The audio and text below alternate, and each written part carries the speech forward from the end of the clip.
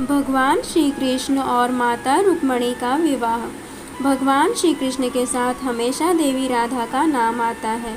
भगवान श्री कृष्ण ने अपनी लीलाओं में यह भी दिखाया था कि राधा और भगवान श्री कृष्ण दो नहीं बल्कि एक हैं, लेकिन देवी राधा के साथ भगवान श्री कृष्ण का लौकिक विवाह नहीं हो पाया। देवी राधा के बाद भगवान श्री कृष्ण की प्रिय देवी रुक्मणी हुई। देवी रुक्मणी और भगवान श्री कृष्ण के बीच प्रेम कैसे हुआ, इसकी बड़ी अनोखी कहानी, और इसी कहानी से प्रेम की एक नई परंपरा की शुरुआत भी हुई।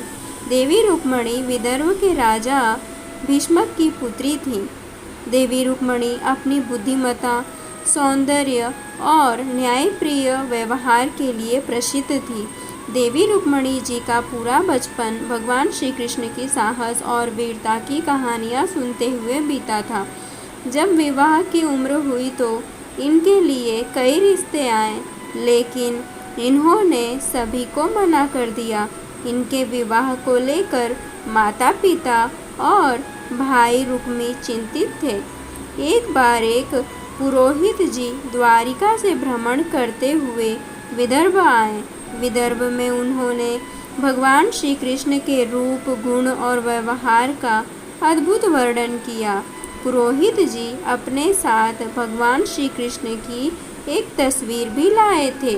देवी रुक्मणी जी ने जब तस्वीर को देखा तो वह भाव विभोर हो गई और मन ही मन भगवान श्री कृष्ण को अपना पति मान लिया। लेकिन इनके विवाह में एक कठिनाई यह थी कि इनके पिता और भाई का संबंध जरासंध, कंस और शिशुपाल से था। इस कारण वे भगवान श्री कृष्ण से देवी रुक्मणी का विवाह नहीं करवाना चाहते थे। राजनीतिक संबंधों को ध्यान में रखते हुए जब देवी रुक्मणी का विवाह शिशुपाल से तय कर दिया, देवी रुक्मणी ने प्रेम पत्र लिखकर ब्राह्मण कन्या सुनंदा के हाथ भगवान श्री कृष्ण के पास भेज दिया। भगवान श्री कृष्ण ने भी देवी रुक्मणी के बारे में काफ़ी कुछ सुन रखा था और वह उनसे विवाह करने की इच्छा रखते थे। जब उन्हें देवी रुक्मणी का प्रेम पत्र मिला तो प्रेम पत्र पढ़कर भगवान श्री कृष्ण को समझ आया कि देवी रुक्मणी जी संकट में हैं। उन्हें संकट से निकालने के लिए भगवान श्री कृष्ण ने अपने भाई बलराम के साथ मिलकर एक योजना बनाई। जब शिशुपाल बारात लेकर देवी रुक्मणी जी के द्वार आए तो भगवान श्री कृष्ण ने देवी रुक्मणी जी का अपहरण कर लिया।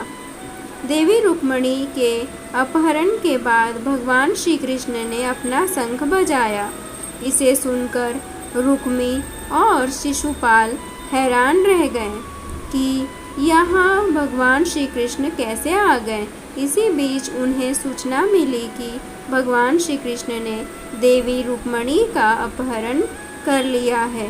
क्रोधित होकर रुक्मी भगवान श्री कृष्ण का वध करने के लिए उनसे युद्ध करने निकल पड़ा था। रुक्मी और श्री कृष्ण के मध्य युद्ध हुआ था, जिसमें भगवान श्री कृष्ण विजयी हुए और देवी रुक्मणी को लेकर द्वारिका आ गए। द्वारिका में देवी रुक्मणी और भगवान श्री कृष्ण के विवाह की भव्य तैयारी हुई और विवाह संपन्न हुआ।